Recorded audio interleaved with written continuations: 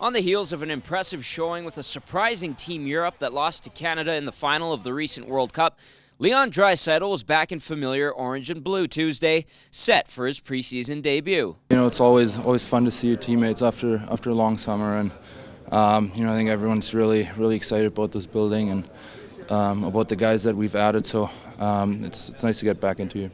He's still a young man that's learning how to haul it around. I thought he had a tremendous World Cup.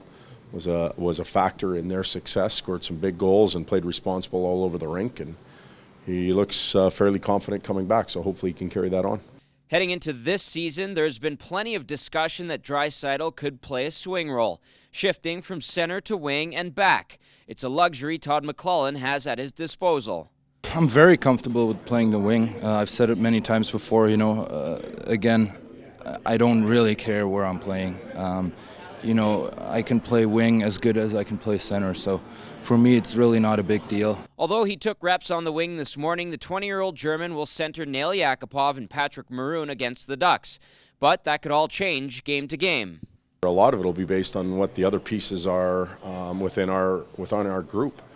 And you know, who's going to play in that three-hole at center ice. It can be Leon, it could be a number of different guys.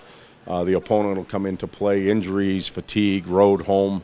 There's a lot of factors that come into play.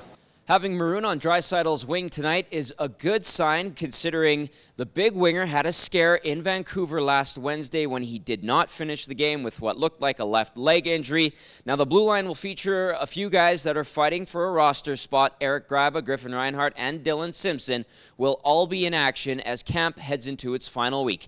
Cam Talbot will be your starter in goal. Now, an interesting note as the Ducks visit tonight. This marks the first time in over 19 years that Edmonton and Anaheim have clashed in the preseason. The last time it happened, way back on September 20th, 1997. That game, a 5-5 draw.